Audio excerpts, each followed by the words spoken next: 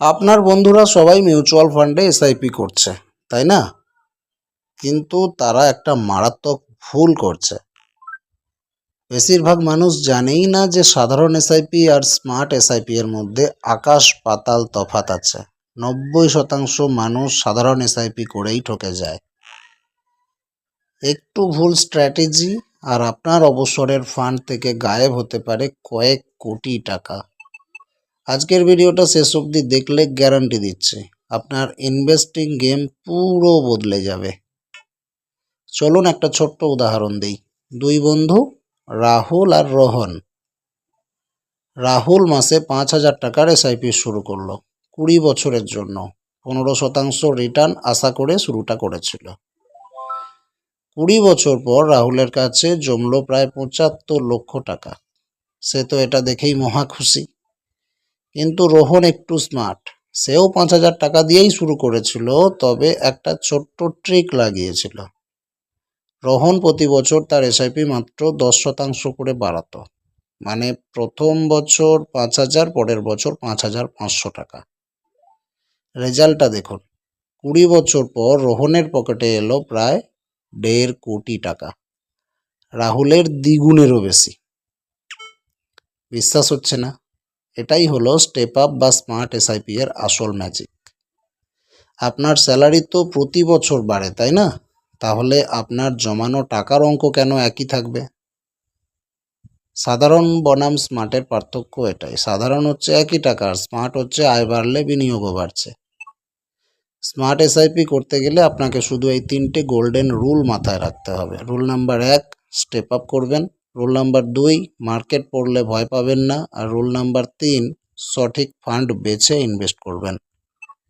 সবাই যে ফান্ডে দৌড়াচ্ছে চোখ বন্ধ করে সেখানে টাকা ঢালবেন না, ডাইরেক্ট ফান্ডে ইনভেস্ট করবেন। কোন ফান্ডে করবেন না জানেন? রেগুলার ফান্ডে করবেন না। যে ফান্ড সবাই কিনছে সেই ফান্ডে করবেন না।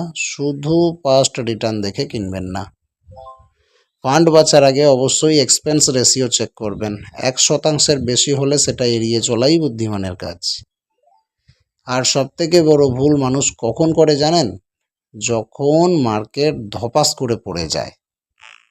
পোর্টফোলিও লাল দেখলে মানুষের বুকের ধুকপুকানি বেড়ে যায় আর ভয়ে সব বেচে দেয়। অথচ স্মার্ট ইনভেস্টররা মার্কেট পড়লে খুশি হয়, কারণ তখন সস্তায় অনেক বেশি ইউনিট কেনা যায়। যখন সবাই ভয় পাচ্ছে তখন আপনি লোভী হন। শেয়ার বাজারে টাকা বানানোর এটাই আসল মন্ত্র। কম্পাউন্ডিংয়ের আসল মজা বুঝতে গেলে আপনাকে অন্তত 10-15 বছর বাজারে টিকে থাকতেই হবে, ধৈর্য ধরতেই হবে। 1 থেকে 5 বছর প্রথমে ধৈর্য রাখুন। 5 থেকে 10 বছরে গ্রোথ শুরু হবে, আর 10 থেকে 20 বছরে আপনি ম্যাজিক দেখতে পাবেন। আর হ্যাঁ, সব ডিম এক ঝুড়িতে রাখবেন না। রিস্ক অনুযায়ী ফান্ডগুলোকে ঠিকঠাক ভাগ করে নেওয়া খুব জরুরি। এরকমভাবে পোর্টফোলিও ডাইভারসিফিকেশন করতে পারেন। পোর্টফোলিও ডাইভারসিফিকেশন খুবই গুরুত্বপূর্ণ। এটা নিয়ে আমরা একটা স্পেশাল ভিডিও বানিয়েছি, চ্যানেলে দেখবেন। লার্জ ক্যাপে মোটামুটি 50% রাখুন, মিড ক্যাপে 30% রাখুন, আর স্মল ক্যাপে 20% রাখুন। ভারতের ইকোনমি রকেটের মতো ছুটছে। আগামী 20 বছর এই গ্রোথ কেউ আটকাতে পারবে না। তাই এই বিশাল ওয়েলথ ক্রিয়েশনের যাত্রায় সামিল হতে হলে আপনাকে আজ থেকেই একটু স্মার্ট স্ট্র্যাটেজি নিতে হবে। তাহলে আর দেরি কেন?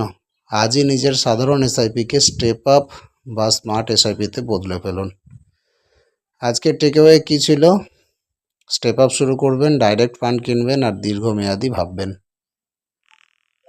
একটু ডিসিপ্লিন আর একটু স্মার্টনেস আপনাকে কোটিপতি বানাতে বাধ্য। ভিডিওটা ভালো লাগলে লাইক করে বন্ধুদের সাথে শেয়ার করে দিন।